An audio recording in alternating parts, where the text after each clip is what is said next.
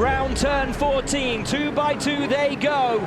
The 27 cars of the 2025 NTT INDYCAR Series, and on the streets of St. Petersburg, we are racing. Scott McLaughlin with a peerless performance from pole keeps that lead with absolutely no problems at all down into turn 1 with Herta following through in second place. Two Meyer-Shank teammates there, Rosenqvist and Armstrong in the blue and white cars behind. They were side by side for a while, but it's single file as Herta tries to catch back up after McLaughlin. And that's a big one. That's Nolan Siegel in the back.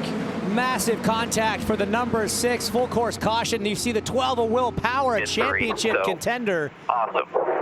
And this is such a treacherous part of the track, James. It's blind for the cars that are trailing behind Siegel. And you see it almost starts with Josef Newgarden, that blue car. There was a bit of a gap there. He seemed a little slow out of turn 2, a queue behind him, and that accordion effect just got everybody bunched up. Maybe Siegel was a little bit slow. Power got into the back of him. Nothing Nolan did wrong there. Another car involved. Oh, that was Foster. Maybe Foster even got into the back of Power. We'll have to take a look at some onboards if we can to see where that all started. It looked a little bit through turn 1 and 2 as though Scott Dixon was just a little offline, just a little slow. We're on board here with Pato. Oh no, we're on board, sorry. That's for Nolan Siegel. That's for Siegel. Yeah, you could hear it. He just got drop kicked there. Nothing he could do. Yeah, let's see if we get a better look. We're on board here with Will Power, I believe. No, that's not Will Power. He got wide. That was Kiffin Simpson in the cha-ching car in front. Now we're on board with Will Power. Nolan Siegel in the blue and orange to his left. So side by side through 1. Up on the curb for him there. You see Foster to the inside. He's got to go wide in 2. Oh, it was Power. Yeah, Nolan just had to check up a little bit. Guys, we saw incidents here with cars just going through by themselves in practice, several spins, contact from McLaughlin in practice. So everybody likely to come to pit lane, at least the cars that started on the soft tires, James. I think those on hards will probably stay out. We're about to find out who plays it how. It's a mad rush to the pit lane. Herta, he started on those softs. He was in P2. Top guy on him. He's coming in. Jack. The number 2 crew of Josef Newgarden are set up and he's getting waved in. He's literally just about to pull into the box, putting on a set of the harder tire. I'm curious to see if they're going to make a wing adjustment. They did not, and he's off. Jamie. Former winner Herta did exactly the same thing. Took off the softer tires, put on the harder tires. Good stop. Out of the final corner, green, green, green is the call as they come down the start-finish stretch once again. Rosenqvist all over the back of McLaughlin, makes a move to the inside to have a look at turn 1, but McLaughlin has it covered. He's got to be so late on the brakes, but you see 5th in line there. Alex Rossi closing the gap there, side by side. Herta already trying to make some moves up from 10th, essentially leading on that alternate strategy. McLaughlin looking a little squirrely there as he tries to find temperature again at his tires, and that's Santino Ferrucci locking up, almost getting into his teammate David Malukas. AJ Foyt Racing running well up there, 6th and 7th right now. As we ride on board with Santino Ferrucci, a big year ahead for this young man, particularly as it comes to trying to get one up on his very highly regarded teammate who sits ahead of him on track at the moment. Is McLaughlin, who leads from Rosenqvist and Armstrong. Ferrucci back in P7, 3 seconds back. His teammate, as we said, just ahead of him. And if you were wondering who the team and who the driver behind him that Herta was trying to pass, that's the new team in IndyCar this season, Prema Racing. Check this out, Will. New in IndyCar this season, the heads-up display. You've got gear position and RPM over here. Top speed, almost 170 miles an hour. This little cool box tells you the direction of the approaching corner and the distance you are from it. And then all important, what's going on with the driver's feet. IndyCar and Fox bringing the toys. I love it. A little bit of action up in front of Ferrucci here as he's just keeping an eye on what's happening in front of him. It's all about getting into a rhythm now. These street circuits, they evolve so much as the rubber goes down, as the race goes on, and the drivers have to keep learning to find the limits, push the limits. It's never the same for 2 laps in a row at a track like this. Scott McLaughlin still your race leader, and as we said a little earlier, he and Felix Rosenqvist, all of those drivers who failed to pit, really needed to get their foot down, start to push. McLaughlin is pushing and has pulled out around a second on Rosenqvist, but Rosenqvist is keeping him honest, and the 2 of these drivers now starting to pull away from the rest of the field. Biggest mover so far, Callum Eilert. I mean, started last, up there, having started on the primary tire, so a little bit circumstantial. It's skewed a bit, but still, he's doing a good job. He's staying out of trouble. Great story for this team. Prema, dominant in so many formulas around the world. The Italian team comes over, all new IndyCar chassis. They bought 5 of them. That's $4 or $5 million right out of the gate that they're spending. They've hired 2 young, aggressive drivers. Callum Ilott has some IndyCar experience, but took a year off, went and raced sports cars. What a great way to come back. Scott McLaughlin, your race leader, is making his way into pit lane. Jamie Little standing by. Here's our race leader. Yes, the new dad having a great weekend so far. Started this race on pole, led every lap until now. He will drive on down into his pit box. You see those softer tires ready to go on. They're very happy with the pace of this number 3. So far, so good for McLaughlin. Couple of turns on the front wing. McLaughlin makes his way out. Where will he come out in relation to Rosenqvist, who, having pitted earlier with that soft tire, if he can get that fired up, Rosenqvist now coming into turn 1, but McLaughlin is miles ahead. He had 2 seconds, and it looks like Team Penske on pit lane once again kept those 2 seconds, but McLaughlin will be a little bit slower here as he warms specifically the front tires, but it won't take long for him to be back up on the pace. Yeah, you saw the mechanic there cranking on the front wing. That was adjusting the front wing angle, because sometimes when you switch from the hards to the soft, the handling characteristic of the car can change, so the crew can make a little adjustment there in the pit stop to make the driver happy. And this guy's been happy so far today. Let's see how he manages on this softer set of tires. This is key. Traditionally, the overcut has worked here. The longer you can stay out, the more pace you have. Kevin Lee, drivers coming to you now in pit lane. Including Alexander Rossi has moved from the back up to 5th. He's going to another set of the hard compound. The blacks, Santino Ferrucci came in right behind him. He's making this his alternate set. He's on the green, softer. Can he make him last long enough? So there's kind of 2 schools of thought here for the drivers that didn't pit under that first yellow. The first we saw from Felix Rosenqvist. Put those softs on now, get them out of the way, then you can have the preferred hard tire for the rest of the race. Or you can do what Alexander Rossi's just done. He's gone to another set of primaries. My theory is he could run those till right near the end of the race, come in very late for a short stint on those reds, or sorry, on those greens, the soft tires, to try to just minimize the amount of time he's got to spend on. He'll still have to make another stop to get there, but you're right. Everybody's going to be watching right now Scott McLaughlin's pace on the softer tire. How fast does he go, and for how long? That will determine the rest of the strategy. Now this is fascinating, guys, because as things stand, we're back to the order as it was, as Colton Herta has a look up the inside of Alex Palou with his tires up to temperature. That's a lovely move in a difficult place at turn 10. Have to be opportunistic, though. If you're Colton Herta, if you're going to get back to the front where you know you think you belong, you've got to take high percentage opportunities like that, and you have to know who you're racing. Alex Palou, 3-time champion for a reason. He doesn't put his car in bad situations. Colton Herta knew that and pounced on it. Pulling back to your race leader, Scott McLaughlin of the Thirsty Threes, the Dex Imaging. I'll be right on board with him, taking a move on Jacob Abel.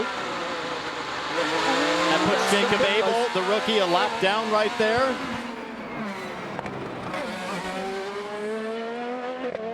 Possibly a little closer than he would have wanted it to be, but Scott McLaughlin is back to the front. But keep in mind, he is on the softer alternate tire. How long will it last? Scott McLaughlin, your race leader, the 31-year-old New Zealander who took pole position yesterday, leads the way from Christian Lundgaard by a whopping 11.8 seconds. Marcus Armstrong coming to the pit lane. This feels a little bit early, Kevin. And you only need to get 10 laps on this set of the soft, so he's going to the primaries. They also told him to look at the left rear toe link, so he may have brushed the wall somewhere. They must feel it's okay because he's off and away. Well, whatever challenges that Marcus Armstrong was feeling with the softer tire, McLaughlin is not ready to wave the white flag on that, but McLaughlin's about 0.6 of a lap slower now than he was at the start. Damage, they looked at it. So yeah, so reassuring message from his team there that they looked at the corner, didn't see any damage, but now he's under pressure here. Connor Daly in the 76. Cos Hollinger as the ECR car of, is that Alexander Rossi, having a little look around the outside. A lovely move, though, from Connor Daly. And now Scott McLaughlin pulls the pin. He's had enough on those tires and rolls down to take on the primaries. Now it's a 3-stop race for basically everybody. Jamie, they could only hang on for about 12 laps. And they talked him through it. He was able to hold on. They pull those green sidewall tires off. They put the primaries on. Another turn to the front wing. Got it done, guys. Rosenqvist then taking the opposite of the strategy that he did earlier. He was the first guy in from the original group. Now he'll be the last. Lundgaard and Rossi don't need to stop. They're on the prime. Kevin. Marcus Armstrong feels he's got a problem. They said bring it in if it's broke. So they took a look at it, sent him, but he's still concerned. Critical outlap here for Scott McLaughlin. You saw him defending against that Prema machine. That's Callum Ilott. Oh no. Look at Marcus Armstrong. The wheel is loose. Oh, no. Or did he hit a wall, or is it just missing the wheel nut? Doesn't look like there's any bend suspension on the left corner. Unless the upright broke. Yeah, there could be something in there. If the wheel was not tight, it probably would have been gone by now. Meanwhile, McLaughlin finding tire temperature and settling back in to that leading pace. Felix Rosenqvist now to pit lane, Jack. Yeah, he literally has just stopped perfectly on his marks. Those soft tires coming off, hard tires going back on. Pretty smooth stuff for the number 60 there. No wing change on his way out. Very nice stop by Meyershank Racing.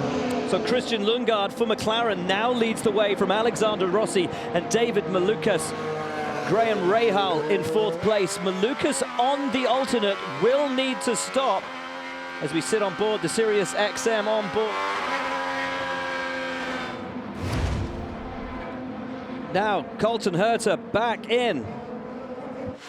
How did the rear tires like that came off? No, Colton, we have a fuel issue. We're going to have to stop short of intended. I'll let you know. Yeah, copy. Let me know what I can do to help. Not even changing the tires, just getting fuel. So a problem on the right rear, a problem with the fuel, disaster for the 26 car. You know what I like about that radio, Will, is 3 years ago, you would have heard Colton Herta screaming on the radio. Now, as a veteran, what does he say? What can I do to help? As Kiffin Simpson looks to make a move. That's a mature Colton Herta who has grown so much in the cockpit. He's a quarterback on his race team, taking charge and keeping everybody calm. And at the end of the day, it's races like this that define a championship run. When it's not going your way and you don't have the fight for the win, you've got to collect the best possible result that you can. And Kev, the 4 is in. David Malukas went about 4 laps longer than McLaughlin and Armstrong, so he made the softer alternates last longer. He's done with it. Back out now on the primary harder tires. And Marcus Armstrong sits on pit road. Doesn't look like he's going anywhere. There was that problem with the left rear. After he had it out on track, they looked at it, said it was good to go, put the tire on. It wasn't. And here he sits now. And after a brilliant race, a brilliant qualifying session yesterday, things starting to come undone for the Meyershank team, which had looked so strong all the way through. Now your leaders, Lundgaard and Rossi, the only 2 drivers who started on the primary tire and changed to the primary tire. They are on schedule. If this thing stays green, though, they're going to be in a little bit of a hole because they still have to run that soft tire, so they'll need to make 2 stops to make it to the end based on what McLaughlin just demonstrated. If you think you only have 10 or 12 laps, they won't be able to go far enough to make it on the softs before the performance really falls apart. No, for sure, but they can do that right at the end of the race if they make it to lap 60 for the next stop, then to lap 90, throw them on for 10 laps. We know they can do that. The track will be in better condition. It's going to be interesting to see how it plays out for these drivers. But Scott Dixon now starting to reel him in as well. And guys, it is astonishing that Scott Dixon, in his more than 20 years in this championship, having visited this track so many times, has still not won around these streets when he's won pretty much everywhere that this championship has ever visited. Yeah, he's good. I don't know that it bothers him that much, but he would love to have a St. Pete win. He's got, as Will said, everything else, the 500, winning on every type of circuit and doing so for such a long period. That's the thing about Scott Dixon, winning consistently across all 22 years of his career. Yeah, 20 consecutive years with a race win. I mean, an incredible record that he has. And he's just going to keep extending it. Doesn't show any signs of slowing down. And I've got to say, he looks possibly more physically fit than I've seen in a while. He turned up after preseason. Dude looks amazing. He's in his mid-40s and he's like a god. Just looks incredible. Yeah, you can see there in the graphic how close he's come here at St. Pete, how many times. And I'm with you, Will. I mean, I used to train every day with this guy when I was in IndyCar, and he is an absolute beast in the gym, as dedicated to his fitness as he is to his driving. And yeah, it's such an advantage when you're at this stage of a race, especially. And he's even closing down on Lundqvist there, or sorry, Lundgaard. How does that feel when you're leading the race and the driver that you see in your mirrors around a street is that famous orange and blue car of Scott Dixon, and you know you have one of the greatest of all time in this sport hounding you for the lead? Yeah, you don't love it. You don't love it. It's not what you're looking for. But you also know Christian Lundgaard, a very smart driver at just 23 years old. He's already an IndyCar winner. His team will be giving him the information to tell him where he stands. Let's listen. Christian, we're going to go to Alts when we get in here. We need to do everything we can to make them last. Don't slip them in turn 4. Don't slide them. Bring them in easy.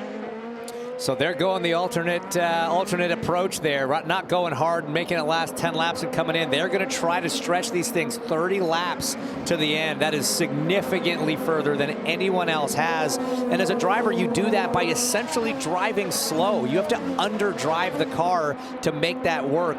But even still, I mean, Townsend, that's twice as long as we've seen anybody run them. You know, just behind this group here, Kyle Kirkwood running right now in P5. It's effectively a P4 as we see the 7 now dive into the pits. That is the leader, and he is going to roll the dice in a big way, going to these soft tires and try to make them last for a full 30 laps. Jack, he is heading down your way for a crucial stop here late in the race.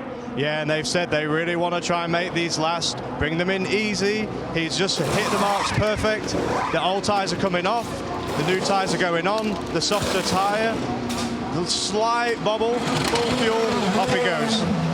31 laps if he's going to do it to make these tires last to the conclusion of the Firestone Grand Prix of St. Petersburg. Christian Lundgaard, who has done such a phenomenal job today to lead this race, exits ahead critically of his rival Alexander Rossi.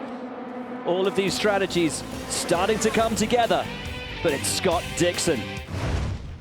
Welcome back to the streets of St. Petersburg, where the stops are coming thick and fast. Your leader, Scott Dixon, still out on track, but Josef Newgarden and Alex Palou both pitted while we were in break, guys, and it got pretty close between Newgarden and Lundgaard. Here it is. This was Josef Newgarden's final stop of the day. Fuel goes in, 4 tires. He blends out just ahead of Lundgaard and Rossi, who are on the softer tire, but we think they have to make one more stop or hang on to slower pace.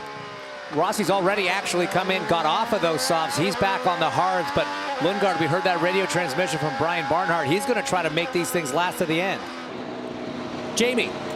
Scott Dixon's led 5 laps today. He pits from the lead. I just asked Chip Ganassi, team owner, any changes? He said no. Dixon's happy. 4 tires, primaries go back on, guys. And who moves into the lead? Scott McLaughlin once again. Let's look at the blend. There goes Palou. Scott Dixon out between him and Josef Newgarden. Huge. Palou got ahead of his teammate by making the undercut. That could be the race-winning move for Alex Palou ahead of Scott Dixon. That could put Scott Dixon into second again. Unreal. This is why this guy's got 3 championships in the last 4 years. Normally, this is an overcut race where running longer is advantageous. He pit first, got up to speed quickly. That outlap was so impressive, and this could potentially be the move to win the race. Now Newgarden is sniffing blood in the water. He wants to get by Dixon. Dixon under pressure from Josef Newgarden, and the pit stop still coming thick and fast. Your race leader, Scott McLaughlin, on pit road. Rosenqvist won't be far behind him, but this has emerged now as the battle for the win. It's Palou who will be your de facto leader from Dixon and Newgarden, and there is McLaughlin. Jamie.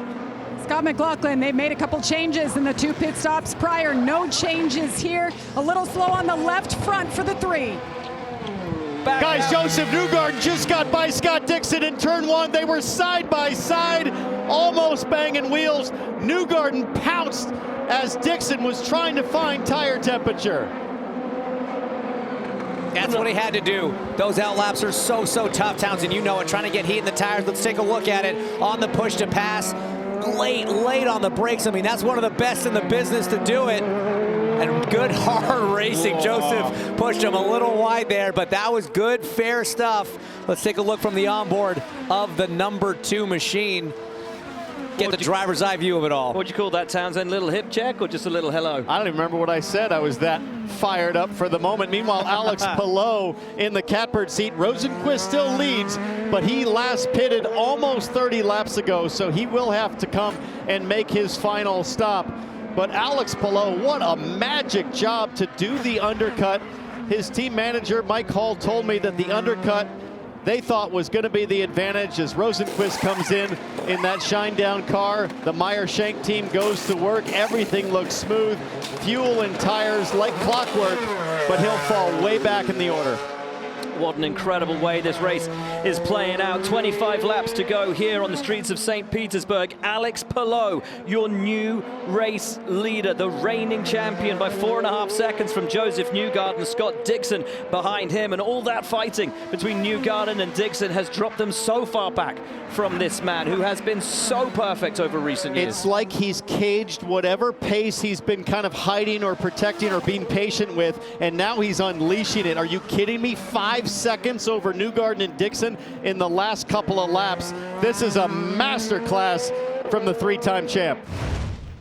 The only thing that could go wrong, James, would be a lap car that he can't get by. That could be Stingray Robb, who sits in the number 77 there just ahead. Stingray's having a decent race. His pace is okay. The question is, how hard will Alex Palou push to get by? How quickly can Josef Newgarden catch up?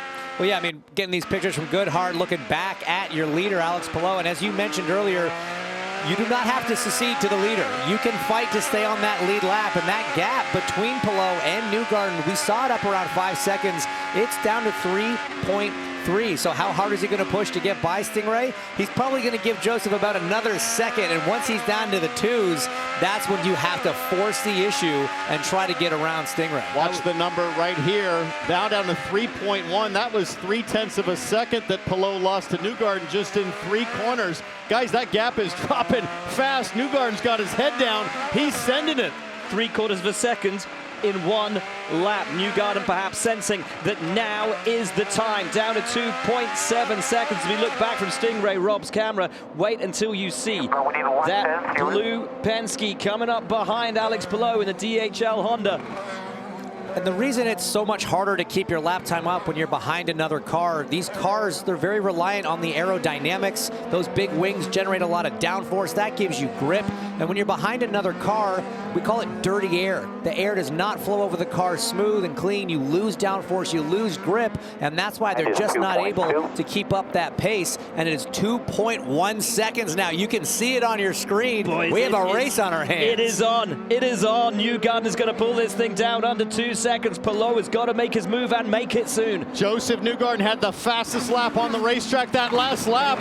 The number 2 is almost in the draft of Palou. This thing going to tighten up real fast. Not just the fastest on the track that lap, he was the that was the fastest lap of the race. The Josef Newgarden machine is flying and is reeling in Alex Palou. Now again, catching him is one thing. Passing him is a very, very different thing. But when he's got 1.2 seconds of an advantage as he had last time round, he could make that move and make it stick. Palou has got to find a way past Stingray Robb. Newgarden pulling him in, inch by inch, corner by corner. Perfect situation for Josef Newgarden. Not only is there Stingray Robb, but there's also rookie Robert Schwartzman making his first ever IndyCar race. That's the next car up ahead from Stingray Robb. So for Newgarden, you got Palou driving into the weeds right now in that those slower cars are going to make it very difficult for Palou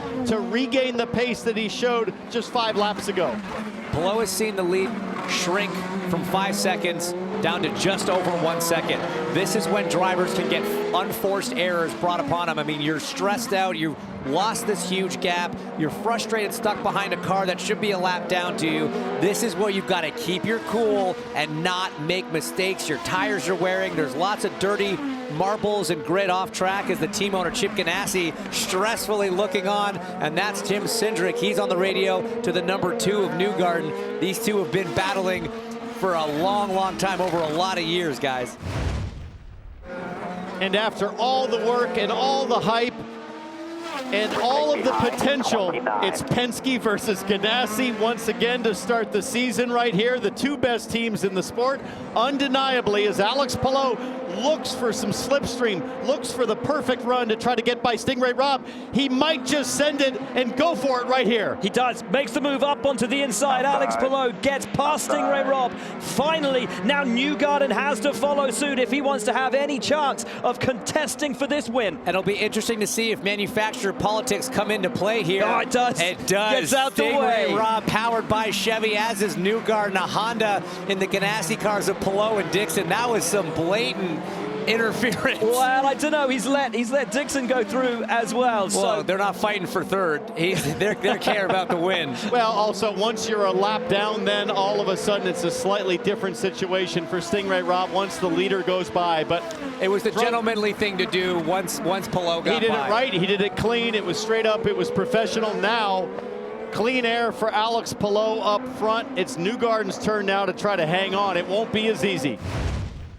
What happened to Newgarden there, Will? All of a sudden, the gap has opened up. He's starting to slide around. I think Newgarden's losing the handle on his balance. I wouldn't be surprised at all. It's what it looks like, as you say, the car sliding around as we have white flag. Last lap of the race here in St. Petersburg. Palou now with over a second advantage from Josef Newgarden, who is falling back into the clutches of Scott Dixon. And guys, what a drive it has been from Alex Palou today, and from that DHL Honda and the whole Ganassi crew, overcoming so many difficulties earlier in the weekend. And look, he's got a little bit of breathing room right now to Newgarden.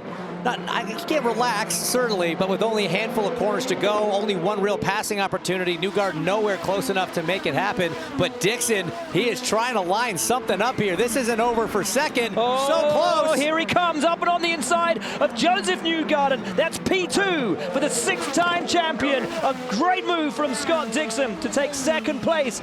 But Alex Palou, your reigning champion, the man they all need to beat, lays down a marker on the streets of St. Pete. Alex Palou wins the opening round of the 2025 IndyCar season, as Newgarden seemingly coasting to the line and apparently out of fuel. Looks like Newgarden just made it there.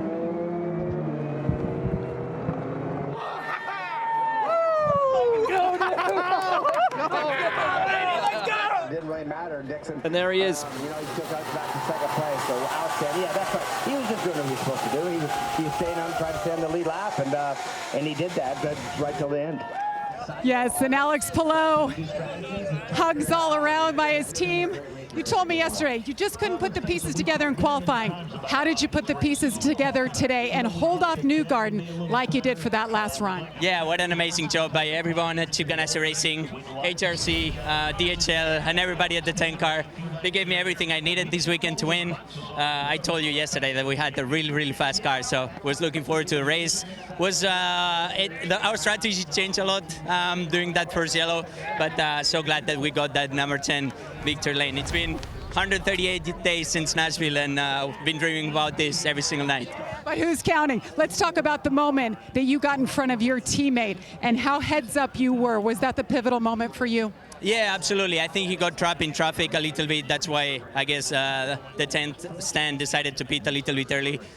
We had a really clean outlap, could run fast, and then just open a gap from there. How about this? You get your first win at St. Petersburg and you kick off the season with a win. What does this do for you and your team moving forward? It's huge. It's huge. I'm super happy. Honestly, we've been working really hard, but it's been a place that we struggled a lot in the past, especially me personally. So to start with the win in 2025 season, it's amazing. Alex Palou wins at St. Pete. Up next, it's the Throttle Club IndyCar Grand Prix, Sunday, March 23rd at 3 p.m. Eastern on Fox.